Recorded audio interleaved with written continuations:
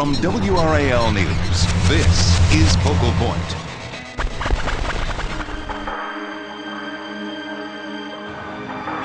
Is our air safe to breathe?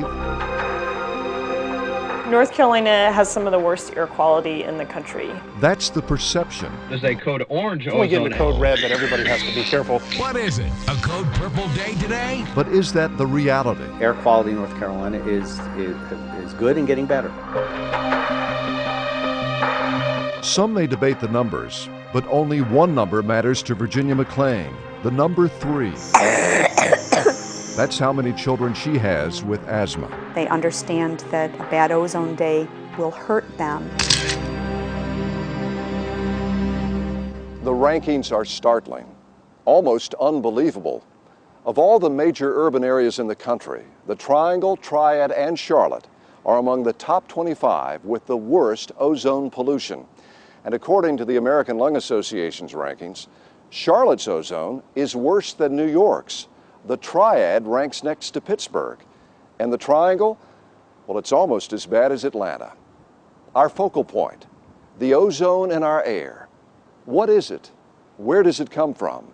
And who should be worried about it?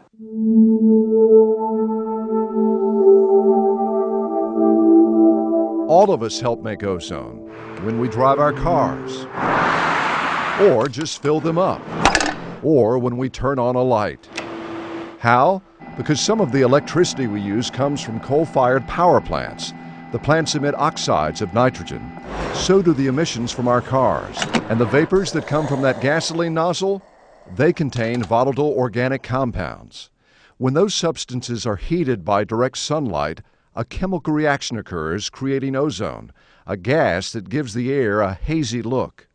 While the naturally occurring ozone in our upper atmosphere helps protect us from the sun's ultraviolet rays, ground-level ozone can irritate and inflame the air passages that deliver oxygen to our lungs. And it causes an irritation and inflammation and damage to the lung lining that over prolonged exposure can cause scarring and permanent reduction in lung function.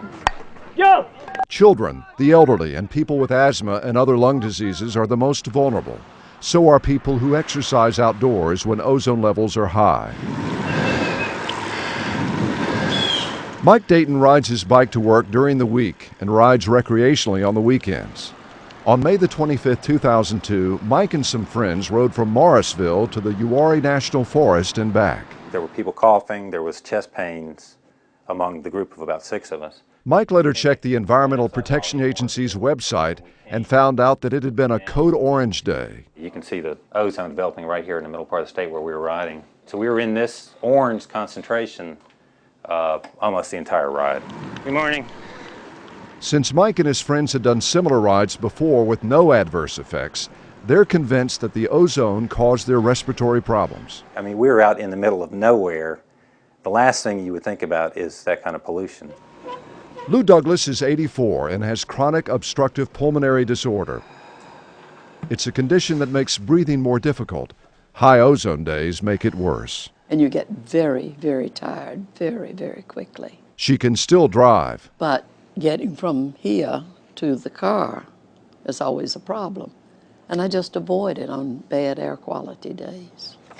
Lou and others who live in her retirement community keep an eye on air quality forecasts. So does the staff. In fact, I was out on my porch for about 1 minute, and our security officer came by and said, "Ms. Douglas, you know you're not supposed to be out here in this type of air."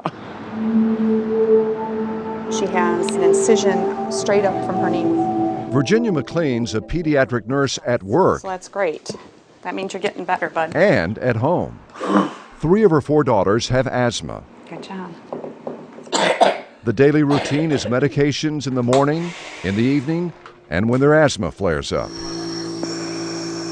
If they exercise during a bad ozone day, that will definitely flare up. Today's ozone forecast, 48. During the summer, the McLeans plan their day around the air quality forecast. When it's an orange day or a red day in the summer, it's an indoor day.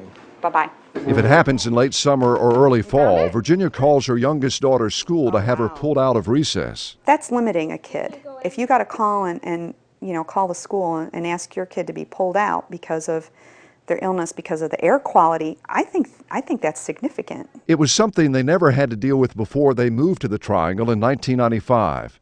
That summer, their daughter Lynn, who was 3 at the time, tried to describe the air. She'd go outside and she'd come back in and say, "It's thick, Mommy, it's thick." The McLeans had moved from South Florida, so they knew it wasn't the humidity. I am so sure that it's the ozone. It feels more like you're coughing more and that your throat is kind of smaller, like a less amount of air can get through. Like the air is thicker and it takes more work to kind of breathe normally and feel normal. I mean, it came as a surprise to us. It isn't something that you have an awareness of until it directly impacts you or your family. The McLeans questioned their decision to move to the Triangle. It was a sad moment because we had options of where to move, and I really pushed to move here.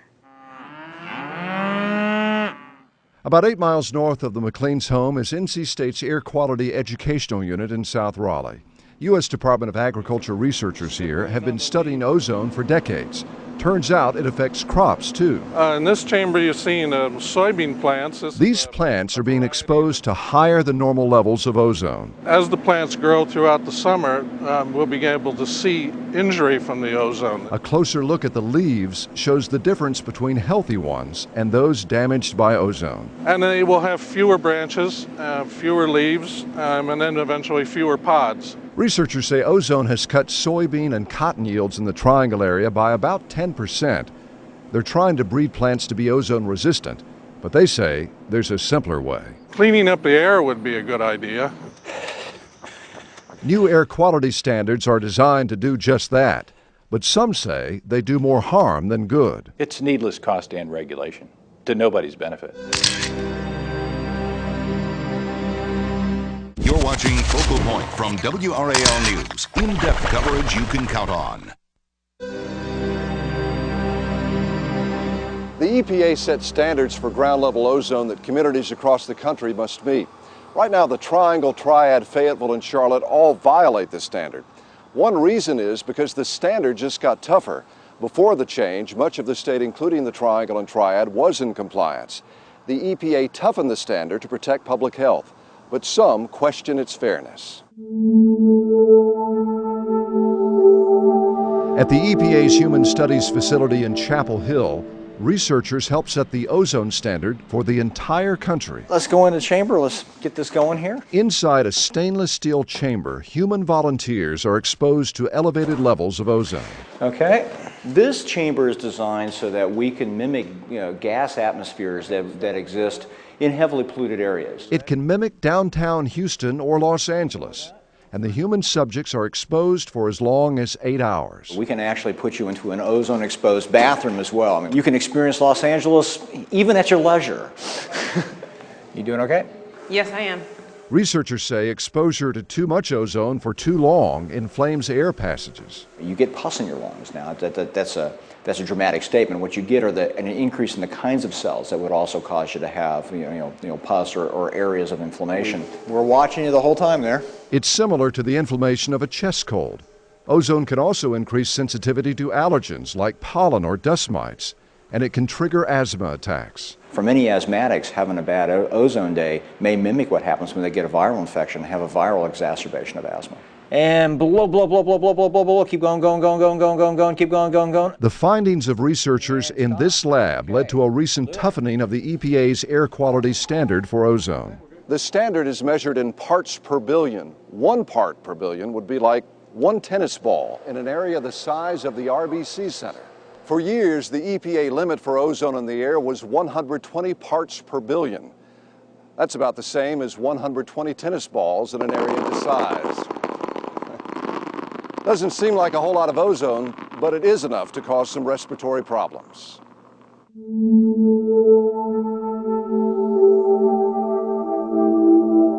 Air violated the standard if that 120 parts per billion occurred for 1 hour. But the newer, tougher standard is only 80 parts per billion, and it's measured over 8 hours. The EPA says the new standard is more realistic and will do more to protect public health. Reducing hospitalizations, reducing asthma episodes, reducing the respiratory impacts such as increased respiratory infection and respiratory disease. And reducing absenteeism in the workplace and at schools. But the new standard has also generated controversy because many areas of the state that complied with the old standard now violate the new one. Essentially, they changed the grading system. They made the passing grade a lot tougher, and so more people are failing. A failing grade means an EPA designation of non-attainment for ozone, a label that can lead to restrictions on development. And it's one more hurdle for rural communities like Nash and Edgecombe counties, which are already struggling economically. Yes, it is kind of piling on, I feel, and it was something they didn't have to do, but did anyway. What the EPA did was label Nash and Edgecombe as non-attainment counties because the region's one air quality monitor in Leggett showed violations of the ozone standard. The Carolinas Gateway Partnership, a regional economic development organization, fears the label will scare its prospects. That is, we'll just be taken off of their screen. Mainly because of the additional cost of installing state-of-the-art emission control equipment. Potentially, you could be talking millions of dollars in lost local and state tax revenues. Not to mention jobs. And it's not because Edgecombe and Nash counties are creating the ozone. It's because the Leggett monitor is downwind from the Raleigh-Durham area and is picking up its ozone. The counties appealed to the state, and the state appealed to the EPA. Kind of thought that would take care of things because we thought that logical heads would prevail. Unfortunately, that was not the case. If a monitor in rural Edgecombe County shows high ozone levels, does that mean the problem is worse than we thought? Or are reports of North Carolina's bad air inflated? Bad news sells. You're watching Focal Point from WRAL News. In-depth coverage you can count on. Reports saying that nearly half the people in our state are breathing unhealthy air generate a lot of media attention. And so do warnings of bad air days. But is it all just hype? Well, it depends on who you ask. This is an automated monitor. It runs 24 hours a day, 7 days a week. This is a State Division of Air Quality Monitor in North Raleigh. The division has 44 ozone monitors across the state, a third of them located in metro areas. Come in, I'll show you the buildings. This is one of 4 in Wake County. It's larger than most, with state-of-the-art equipment that measures both particles in the air and gases like ozone. The red line represents the ozone. You can see it got higher late in the afternoon, goes back down. We are designated non-attainment for ozone in this area. All it takes is one monitor being out of EPA compliance for the county and the entire Triangle region to be designated non-attainment. Roy Cordato, an economist with the John Locke Foundation, has published a report questioning the way ozone data is collected and reported. It's misleading, I think, the way it's reported, and it scares people very often into thinking they're breathing, bad air when they're not. Some economic development officials say the non-attainment designations should be based on specific areas within counties and not counties as a whole. Why not just name the city or a specific area as out of compliance versus the whole county? The air doesn't really know as much the political boundaries, and so you have to look at, is that designation going to be representative of what the air quality is? And the monitoring network has been set up to be representative of broad airsheds, not of very small localized areas. The reason? Because ozone, like the air, travels with the breeze. Every spring, the American Lung Association issues its State of the Air report. It's based on EPA data, which is based on data from the state's air quality monitors. It ranks major metropolitan areas and grades counties based on ozone pollution. I don't think it conveys any useful information. Cordato says the Lung Association created the rankings and grades to make the problem seem worse than it is. He says that's also true of reports from environmental organizations like Public Interest Research Group, or PIRG. Whether it's American Lung Association or Public Interest Research Group, or any of these groups, good news does not bring in contributions. Bad news does. But Elizabeth Oots, president of PIRG's North Carolina chapter, says her organization isn't after dollars, only change by putting pressure on policymakers to clear the air. I would like nothing more than to be able to work myself out of a job. That sounds good. Deborah Bryan, president of the Lung Association's North Carolina chapter, says the organization's public warnings helped save society from tuberculosis decades ago. She hopes it will do the same with ozone pollution. You know, it's only been since we've really had the broader public awareness that we've seen people taking steps to protect themselves on these worst days. Ozone forecast today. It's Reports on the air have helped generate much of that awareness. Code orange for the Triangle and also for Fayetteville. All right, well, there's data in here. Air quality forecasts became a routine part of TV weather reports in the late 90s. What it's saying is that the air quality issue has reached the point where we need to talk about it, and that's not good. The forecast is made with the now familiar color coding system, with green being the best air quality and purple the worst. But the deadest atmosphere we've had in a while. Oh, yeah. During a conference call every afternoon at 2, state meteorologists make an ozone forecast for the next day. What are they looking at specifically? Well, they're looking at weather conditions. They're looking at the ozone levels. They're looking and trying to predict, you know, what the weather's going to be like tomorrow. You're going to go orange tomorrow? 106 ozone. 106, okay. At 3 p.m., the forecast is sent to media outlets and posted on the division's website. It's revised the following morning if conditions change. All right, sounds good, guys. The forecast also goes out to major employers. Once they hear that it's going to be code orange or code red, then they actually tell all of their employees to alter their carpooling plans and that type of thing for the next day. So people can not only protect themselves, but also protect others by reducing their own contribution to the ozone problem. Just small things like that are the kinds of things that individuals can do to help. That could mean eliminating unnecessary driving or waiting until the evening to fill up their car. To me, it's sort of a community type thing that, okay, I don't want my buddy here at the end of the street gasping for air at the end of the day. And so is there something I can do as part of the community to reduce the risk to the people that are most influenced by this problem? What may be lost in all the warnings and the headlines is that our air seems to be getting better. But does that mean we've done enough? To say that it's going to go away and then we don't have to worry about it anymore, no. You're watching Focal Point from WRAL News. In-depth coverage you can count on. There is some good news to report about North Carolina's air. The ozone problem is getting better, but Charlotte, the Triad, and Triangle are still getting bigger. So can our efforts to improve the air quality outpace the additional pollution that comes with growth? Ladies and gentlemen, it is now law. In June 2002, Governor Mike Easley signed the Clean Smokestacks Bill. The plan will take us back to the days when children recognized yellow, red, and orange as colors of the rainbow, rather than ozone warnings. It requires the state's two big utility companies to cut ozone-causing emissions at their 14 coal-fired power plants in North Carolina by about 75% over the next decade. The plants are a major source of the state's ozone pollution. That Clean Smokestacks Act is the strongest law on ozone in the country. Okay. Virginia McLean helped lobby for it on behalf of her 3 daughters with asthma. I'm proud.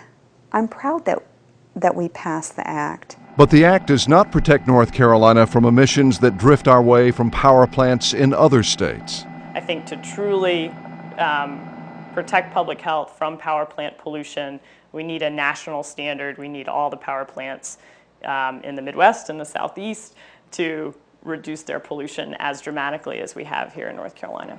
North Carolina's Attorney General has petitioned the EPA asking that it force 13 states upwind from North Carolina to take action to reduce power plant emissions. Cars and trucks are the other major source of ozone-causing pollution. One reason our metro areas are ranked as high in ozone pollution as those with more people is because our people tend to drive more miles. But stricter standards for manufacturers and inspections are helping reduce vehicle emissions as well.